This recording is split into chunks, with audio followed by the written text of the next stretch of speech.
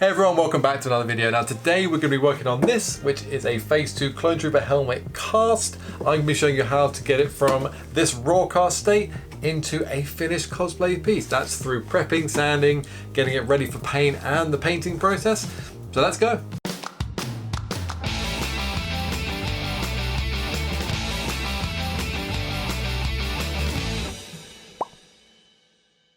So this is a helmet kit from Sanotized Creations. You can see it there, right in the visor, which we're going to cut out. But this is their V4 Grunt version. This is Sanotized Creations' most recent version of this helmet, and it's got some lovely crisp details on it. You can see there, including this lovely new accurate piece at the back, which was only recently discovered. Now this is your pretty standard helmet kit if you buy a kit. Don't get me wrong, this is a great kit and you can certainly buy worse, and definitely do your research before buying a helmet kit that the maker has made it themselves and that the kit itself is accurate. This kit in particular is very good, but of course it has some of the things you can expect to get with a helmet kit. So like I said, when buying a helmet, this is pretty much what you can expect to receive. Usually when these helmets are molded, they're molded in two halves. So the mold will be two halves of silicone with the outer shell, and typically the cast will have this seam line run somewhere. If they've done a good job, the cleanup should be minimal, and yeah, it's pretty minimal in here. The only bad bit I have noticed is down here. You can see there's a bit of a tricky seam to fill up here. Other than that, that's pretty okay. You can be expected to trim out the visor and trim out the teeth, and generally just deal with any unevenness. You can see definitely there where the mold was misaligned a little bit. We'll have to file and clean that up. Same on this side there. But otherwise, this is in pretty good shape. Sometimes you get air bubbles trapped in the cast, and you can see here there would have been two little air bubbles caught on the ear, and that leaves two little indents, which we're going to have to sort of fill and sand just to get rid of those. But otherwise, we have a pretty good base to start making a helmet. Now typically these clone helmets do not fit me because I have quite a large head, 61-62 centimeters if you're interested. If you do have a head about that size, you will have to mod the helmet to get it on. This is pretty standard, and yep, never ever going to be going straight on my head, but that's okay. I'm going to go through modding the helmet so that I can actually wear it, and I'll bring you along for the process.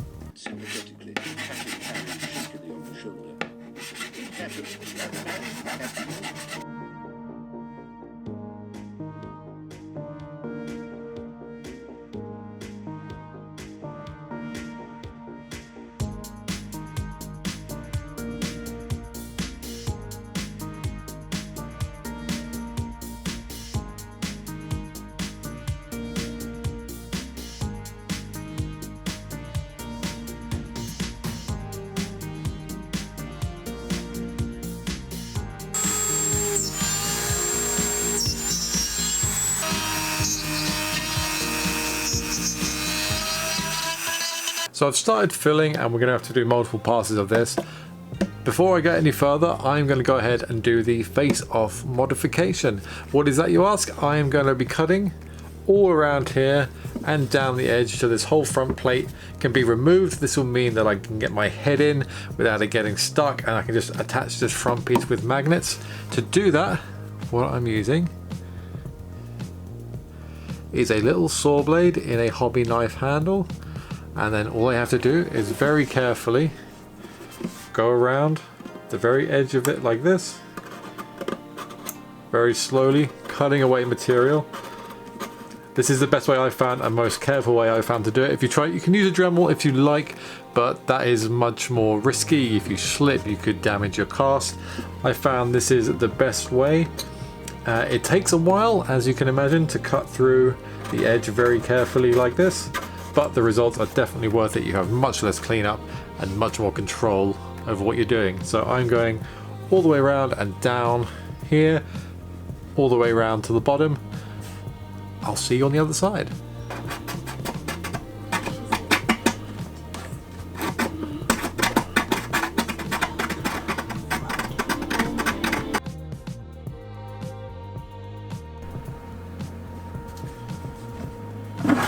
Ta-da! So as you can see, I've successfully cut this off.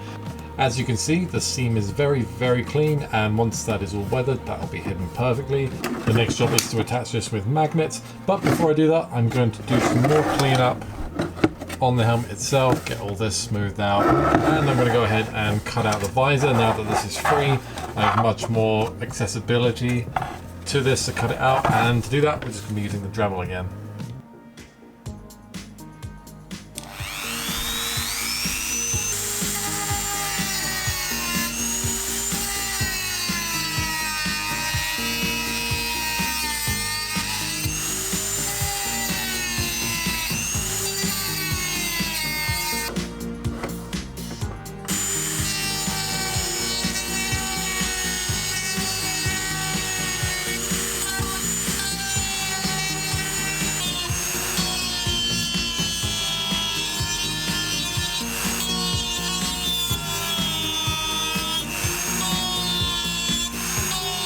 The helmet's had a fair bit of cleanup. You can see that visor is looking very clean. I'm still working on the teeth, but they're mostly cleaned up, and I've gone ahead and sanded some of this smooth. I think we might have to go again, but I will prime it and then see what it looks like. That's the best way to see how the smoothness is going. When sanding these out, you often have to make creative decisions on where to sand to, and just pick your line. So my next job is to reattach the faceplate with magnets. You can see on the inside here, there's a lot of room, but what I'm going to do is place them. I'm probably going to have 6. So 1, 2, 3, 4, 5, 6 on this side. There's a nice little dip here. I'm going to reinforce this lip all in here because this is going to be a very sort of weak area, and it's probably where I'm going to be picking up the helmet, and I don't want this to sort of be snapping, so I'm going to reinforce around here at the same time as installing some magnets on here. I have these small neodymium magnets to use. They're just going to get glued in initially and then reinforced. So there we are, there are the magnets put in on the first side. You can see I've placed them at the 6 points, and that should be good enough just to have that snap on to the same place every time. This is just epoxy sculpt holding them on. There's quite a lot there, especially in these middle ones, but I can sand and refine that. I just wanted to make sure they were going to stay put while everything goes off. So after the face was cut off, I went through a couple of the stages of the filling and priming phase. This was just to fill in a few of the issues that there were on the helmet and get a nice uniform surface to begin the final paint job. To prime it, I just use a grey plastic primer. This has a great adhesion to plastic, as its name suggests, and just gives me a grey coat to start with, and also a lovely grey colour for the pieces that still need to be grey. Now for this one, the teeth here need to stay grey, as does the band that goes all the way around the helmet here. So what I've got to do is mask those off, and then we can get to spraying the next layer of paint, which is the white. I also went ahead and primed the aerators that go on the front in a fine plastic primer, and these will just paint later on when we get to the black.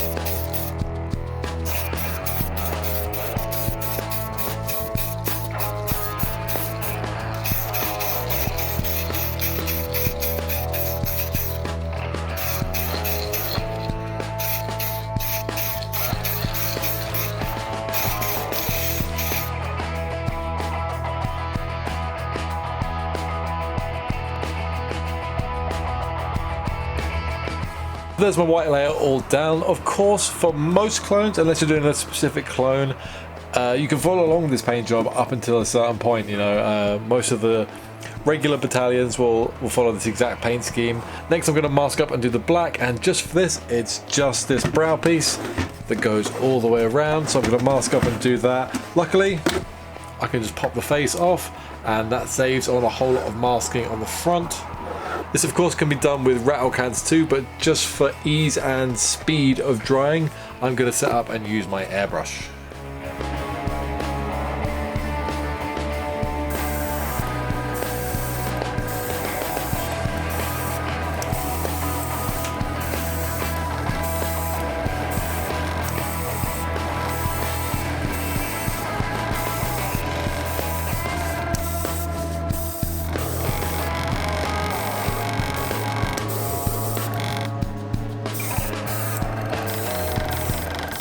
So I have this mostly masked up for my battalion colors. All this is going to be that grey for the 104th. Of course, whatever battalion you're doing, this will vary, but it's much the same process of just getting it all masked up before we spray our colour. Now obviously for the 104th, they have a wolf's head right on the front here, and that's obviously a tricky thing. I could sit and sketch it on here and then carefully cut it out. But luckily, I have one of these left over from my Plo Koon build, which I use these for his hand pieces. I have one left, and luckily, that's pretty much the right size to get on there. Now obviously I could have used this straight out and popped it straight on the helmet, but then it wouldn't match the other parts of grey which are going on here. So what I'm going to do is pop this on here and then actually cut him out of this tape so that we get a negative that I can spray with the paint. He's just a little too tall and clipping up here. So what I'm going to do is I'm going to cut him up the middle and just widen him a little bit and get him stuck down. So there we go, that's all ready to paint. Now before we do the battalion colours, we have to add the chipping in the paint preemptively.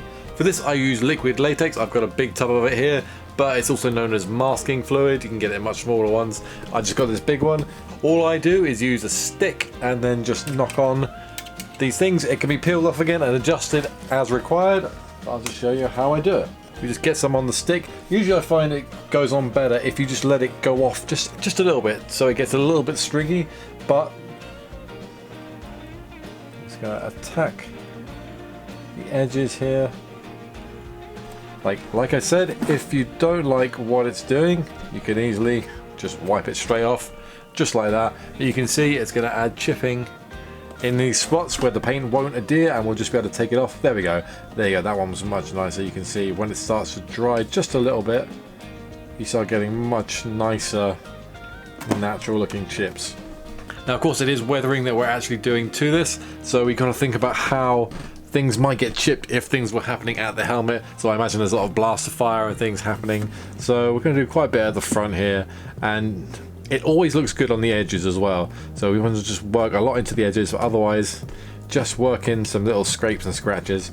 We can always add more scratches and things afterwards. I'm even doing it on this wolf here because it will just make it stand out a bit better. So even though it's a nice clear stencil that I've got, we can enhance it with the chipping, which you'll see when I do paint it.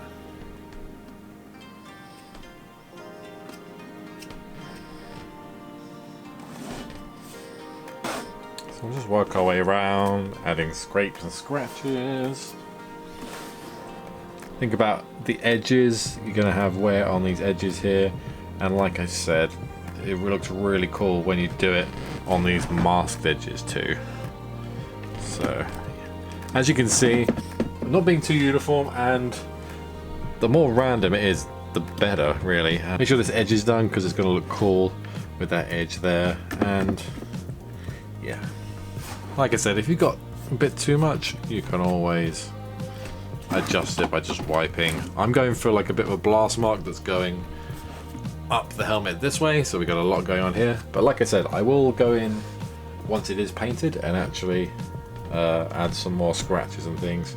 And on this particular paint job, this whole strip's also going to be grey, so we're going to also add some weathering to the edges here. There we go. I am ready to paint. I'm now at a point where I can remove all my masking and see how I did.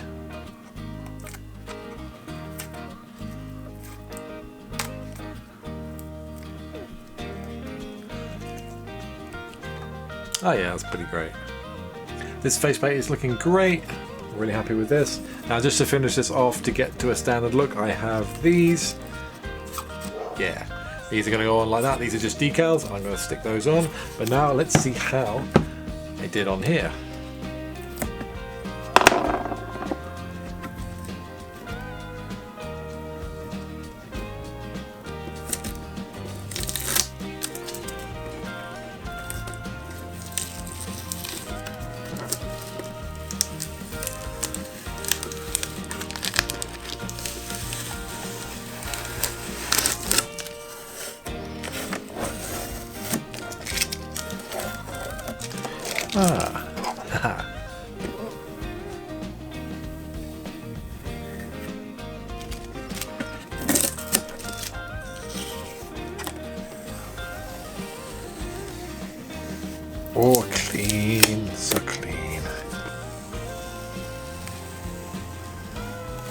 Now what I can also do is go ahead and start peeling off this liquid latex, and we'll get our chipping. Oh, look at that, oh, that's great.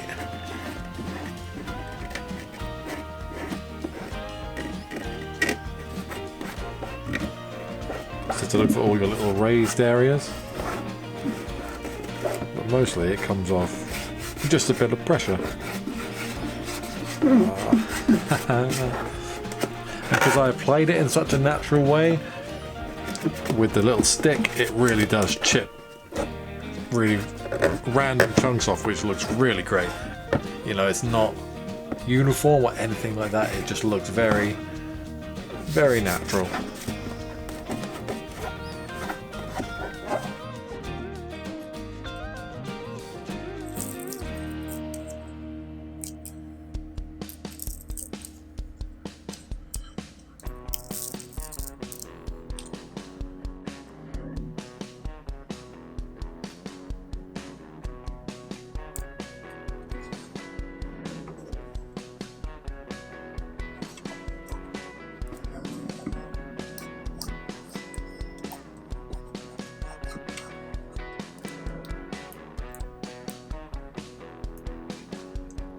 Ah, yes. Ooh.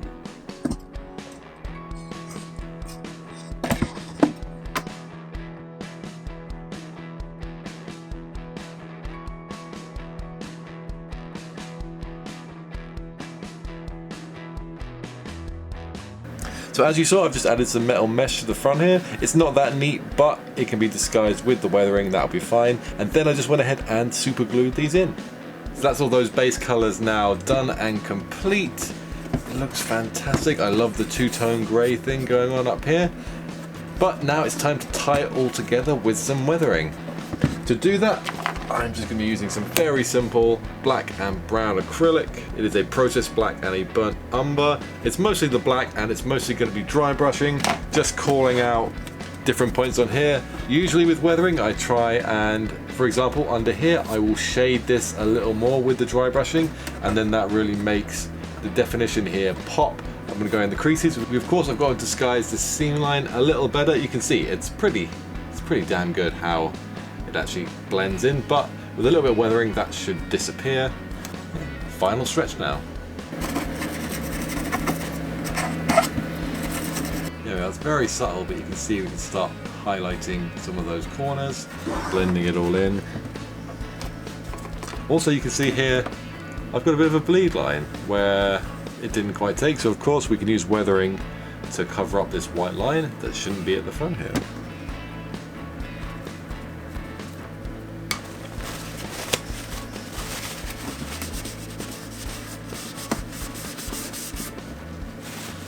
Like that.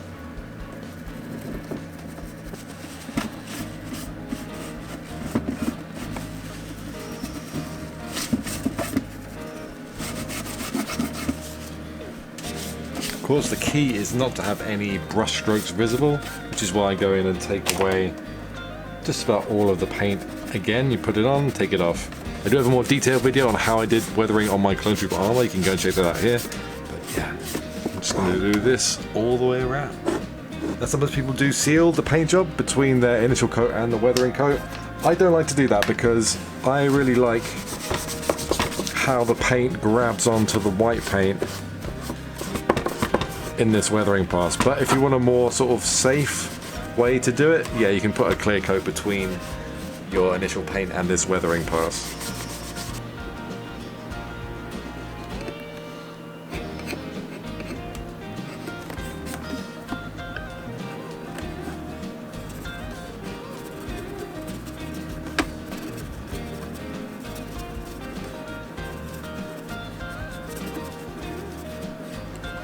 All that's left to do is add some mesh behind the teeth here and glue in the visor, which was also included in the kit that I bought.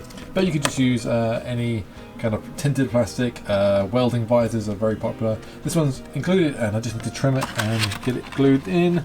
All I'm going to do is use hot glue and then we are done.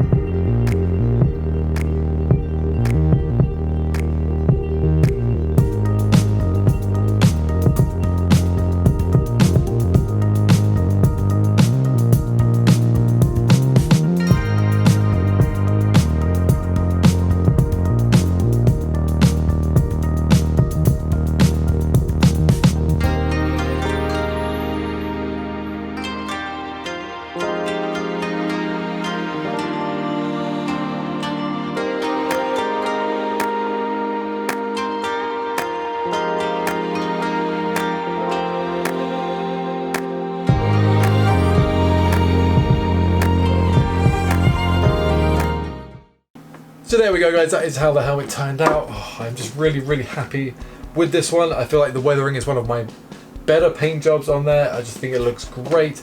And all these little metal details like on the aerators and the mesh behind the teeth, these add the extra level of detail. I'm really happy with my stenciling. You know, it's ended up really quite rough. I had a little bit of orange peeling up here where I'd gone into the paint job, but I've used that to my advantage. I'm just adding some extra weathering on there. I really like how the weathering picks up on these scratches and just enhances them, makes it look really battle worn. Of course, this is now going to join the rest of my 104th Wolfpack clone armor, and I will be wearing it out to a con very soon. For now, he can just live up there. So there we go, that's how you put together a resin clone trooper helmet through all the prepping, sanding, and up to the painting and finishing. I hope you enjoyed the video. Do like and subscribe if you did, and of course I will see you in the next one. Until then, take care. Bye bye.